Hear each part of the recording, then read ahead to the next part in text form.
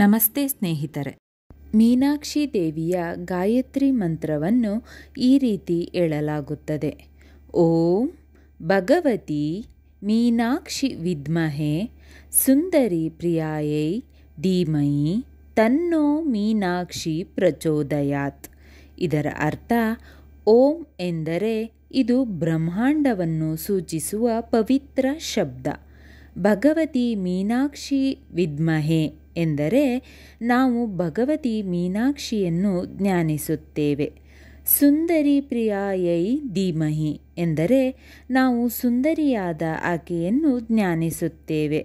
ತನ್ನೋ ಮೀನಾಕ್ಷಿ ಪ್ರಚೋದಯಾತ್, ಆ ಮೀನಾಕ್ಷಿ ದೇವಿಯು ನಮ್ಮನ್ನು ಪ್ರೇರೇಪಿಸಲಿ. ಈ ಮಂತ್ರವನ್ನು ಪ್ರತಿದಿನ ಬೆಳಗ್ಗೆ ತಪ್ಪದೆ ಪಠಿಸಿ ತಾಯಿಯ ಕೃಪೆಗೆ ಪಾತ್ರರಾಗಿ. ಓಂ ಭಗವತಿ ಮೀನಾಕ್ಷಿ ವಿದ್ಮಹೆ ಸುಂದರಿ ಪ್ರಿಯಾಯೈ ಧೀಮಹಿ ತನ್ನೋ ಮೀನಾಕ್ಷಿ ಪ್ರಚೋದಯಾತ್. ಓಂ ಭಗವತಿ ಮೀನಾಕ್ಷಿ ವಿದ್ಮಹೆ ಸುಂದರಿ ಪ್ರಿಯಾಯೈ ಧೀಮಹಿ ತನ್ನೋ ಮೀನಾಕ್ಷಿ ಪ್ರಚೋದಯಾತ್.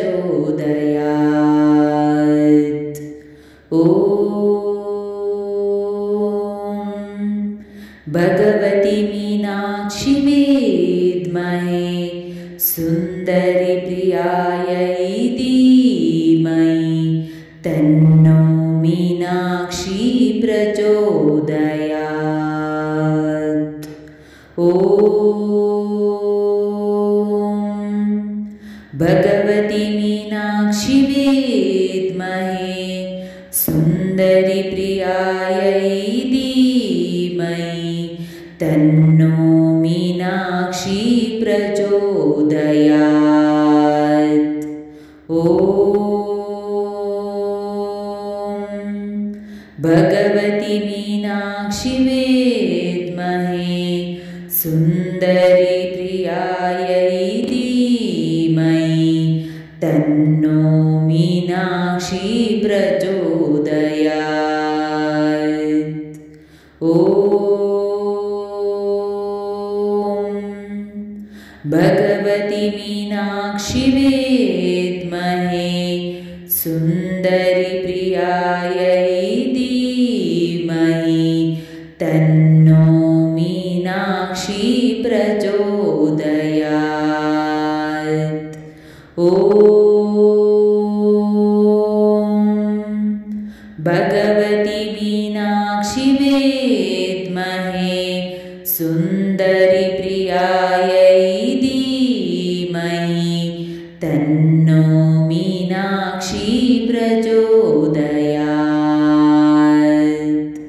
ಓಂ ಭಗವತಿ ಮೀನಾಕ್ಷಿ ವಿದ್ಮಹೆ ಸುಂದರಿ ಪ್ರಿಯಾಯೈ ಧೀಮಹಿ ತನ್ನೋ ಮೀನಾಕ್ಷಿ ಪ್ರಚೋದಯಾತ್. ಓಂ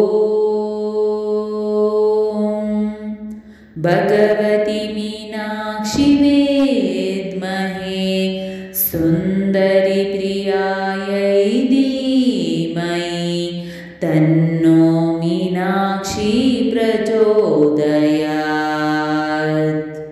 ಓಂ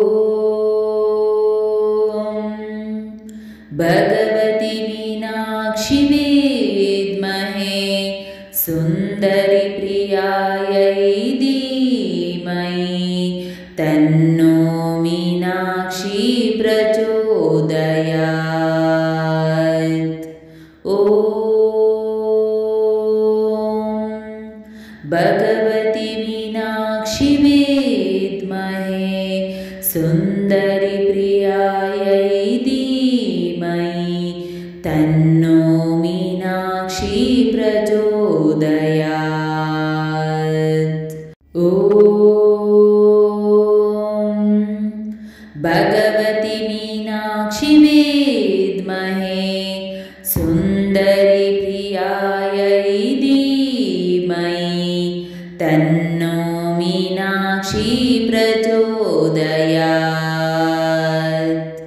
ॐ भगवति मीनाक्षि विद्महे सुन्दरि प्रियायै धीमहि तन्नो मीनाक्षी प्रचोदयात्। ॐ भगवति मीनाक्षि विद्महे सुन्दरि प्रियायै धीमहि तन्नो मीनाक्षी प्रचोदयात्। ॐ भगवति मीनाक्षि विद्महे सुन्दरि प्रियायै धीमहि तन्नो मीनाक्षी प्रचोदयात्। ॐ भगवति मीनाक्षि विद्महे सुन्दरि प्रियायै धीमहि तन्नो मीनाक्षी प्रचोदयात्। ॐ भगवति मीनाक्षि विद्महे सुन्दरि प्रियायै धीमहि तन्नो मीनाक्षी प्रचोदयात्। ॐ भगवति मीनाक्षि विद्महे सुन्दरि प्रियायै धीमहि तन्नो मीनाक्षी प्रचोदयात्। ॐ भगवति मीनाक्षि विद्महे सुन्दरि प्रियायै धीमहि तन्नो मीनाक्षी प्रचोदयात्।